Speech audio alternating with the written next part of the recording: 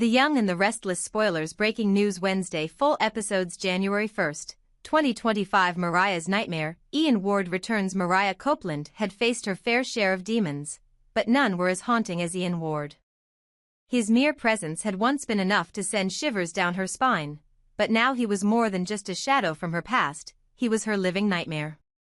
The memories clawed at her sanity, the manipulation, the lies, the dark moments when she'd felt powerless under his influence. Ian's name alone could evoke a visceral fear, and now, as whispers of his reappearance began to spread, Mariah knew she wasn't ready to face him again. Ian Ward, the unexpected hero. Meanwhile, in a dilapidated cabin on the outskirts of Genoa City, Ian Ward emerged as an unlikely savior. Tessa Porter, weak and disoriented, opened her eyes to find Ian standing over her. His face, a mixture of concern and cunning, was the first thing she saw as consciousness slowly returned. "Tessa," he said in a voice that was both gentle and calculating. "What happened to you? Why are you here?" Tessa's mind was a foggy void. She grasped at fragments of memory but found nothing but confusion. I don't remember," she whispered, her voice trembling. "Where am I?" Ian helped her sit up, his demeanor almost paternal. "You're safe now," he assured her, though his motives were far from altruistic. "Let's get you home." And just like that, Ian Ward, the master manipulator, began weaving his web. By positioning himself as Tessa's rescuer, he planted the seeds of trust, seeds he could later harvest for his own purposes. The shadow over Sharon. While Tessa was freed, Sharon Newman remained imprisoned, both physically and emotionally. Jordan Wilde, her captor, had no intention of letting her go. Every moment Sharon spent in captivity deepened the darkness around her, but it wasn't just about control. Jordan had a plan. "I won't let you go until everything falls apart," Jordan hissed, her voice cold and calculating. "Phyllis Summers will pay for her sins. And when I'm done, she'll hate everything and everyone around her." Jordan's goal was clear: to sow division, to create chaos, and to fuel a fire that could consume everyone in its path. She knew Sharon's captivity would keep the blame firmly on Phyllis and escalate the tensions in Genoa City. A celebration of love, Kyle and Claire. Amidst the turmoil, a glimmer of hope and happiness emerged. Kyle Abbott and Claire Matthews, the golden couple of Genoa City's younger generation, hosted a private party to celebrate their love. The event was intimate yet radiant, filled with laughter and light as the couple shared moments that made onlookers smile. From the sweet stolen kisses to the way Kyle looked at Claire as if she were the only person in the room, their love was a breath of fresh air in a city weighed down by suspicion and betrayal. "It's so nice to see something pure," one guest commented, watching the couple twirl across the dance floor. "They remind us that love can still be beautiful." As the evening drew to a close, whispers of a potential wedding began to circulate. Would Kyle and Claire tie the knot? The mere thought of a wedding, filled with hope and joy, gave the residents of Genoa City something to dream about. The ripples of chaos. But even as love blossomed in one corner of Genoa City, the seeds of discord planted by Jordan began to sprout. Sharon's disappearance continued to drive a wedge between families and friends, while Ian's sudden appearance raised questions and eyebrows. Tessa's return home was bittersweet. Though physically unharmed, her memory loss and the lingering presence of Ian Ward left her vulnerable. She didn't know whether to be grateful or wary of the man who had saved her. "Do you trust him?" Mariah asked, her voice laced with concern. "I don't know," Tessa admitted, her eyes clouded with uncertainty. "But he helped me. I wouldn't be here if it weren't for him." Mariah's unease deepened. Ian's involvement couldn't mean anything good, and she knew they needed to keep their guard up. A hopeful future or another storm? As the drama unfolded, Genoa City found itself at a crossroads. Would Sharon escape her captor and reveal the truth, vindicating Phyllis and Daniel in the process? Or would Jordan's scheme succeed, plunging the town further into chaos? And amidst all the tension, could Kyle and Claire's love story provide the glimmer of hope everyone so desperately needed? A wedding would be a much-needed respite from the storm, but Genoa City had a way of complicating even the simplest dreams. For now, the answers remained shrouded in mystery. But one thing was certain, the people of Genoa City were in for a whirlwind of revelations, betrayals, and, just maybe, a little redemption. This expanded storyline integrates your plot points and develops the drama with a balance of tension, emotional depth, and hope.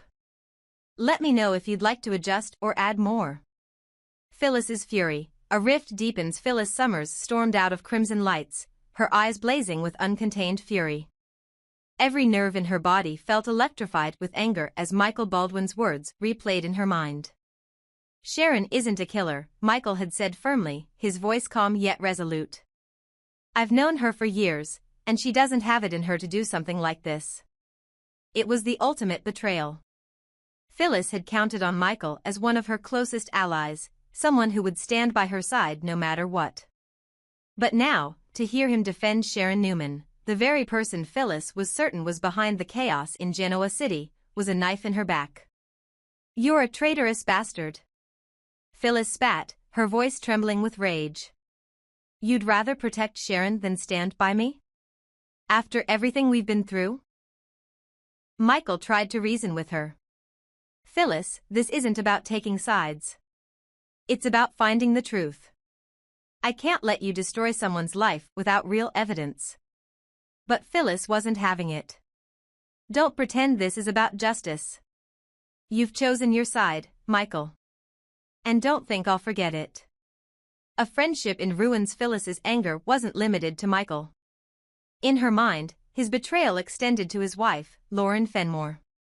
They were a unit, and if one of them had turned against her, so had the other. I'm done with both of you, Phyllis declared as she stormed past Lauren, who had been trying to mediate. Don't call me, don't visit me, don't even look at me. Lauren hurried after her, desperation in her voice. Phyllis, wait. I didn't do anything wrong. Please, don't let this come between us. Phyllis whirled around, her expression a mixture of hurt and fury. This isn't about you, Lauren. But if Michael wants to side with Sharon, then you're collateral damage. I don't want anything to do with either of you. Lauren's heart sank. She'd been caught in the crossfire of a war that had nothing to do with her, and now she was paying the price. Phyllis's isolation. True to her word, Phyllis retreated from everyone. She stopped attending social events, ignored calls, and refused to interact with anyone who might challenge her perspective. Her world became smaller, lonelier, but she clung to her resolve like armor. This is my fight, she muttered to herself late one night, staring at a picture of Sharon. No one else matters. Her isolation worried those around her.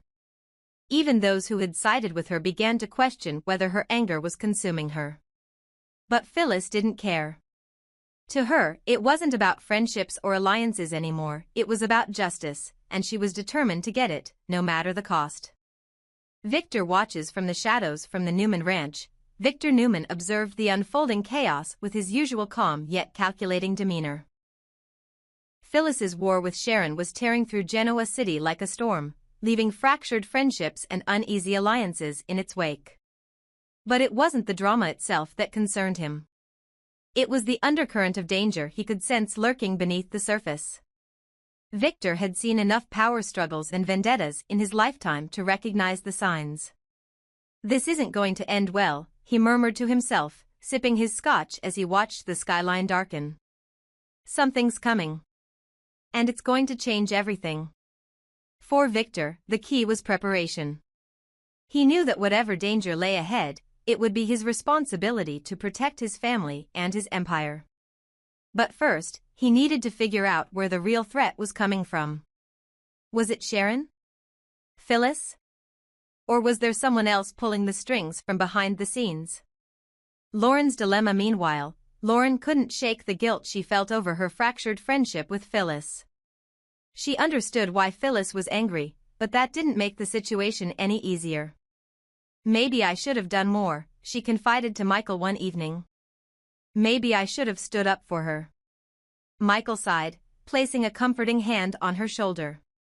This isn't your fault, Lauren. Phyllis is lashing out because she feels betrayed, but that doesn't mean you did anything wrong. I just hate seeing her like this, Lauren said softly. She's pushing everyone away. I'm afraid she's going to end up alone. The tipping point as the tensions in Genoa City reached a fever pitch, it became clear that the situation was spiraling out of control. With Phyllis on a path of isolation, Sharon still missing, and Victor quietly bracing for an impending storm, the stakes had never been higher. Would Phyllis find the justice she sought, or would her quest for vengeance destroy everything she held dear? And as Victor's intuition warned of an approaching danger, who, or what, would emerge as the true threat to Genoa City? The answers lay just out of reach, but one thing was certain: the residents of Genoa City were about to face a reckoning like none they had ever seen. This continuation builds on the escalating tension and sets the stage for further intrigue and conflict. Let me know if there are specific elements you'd like to expand or explore.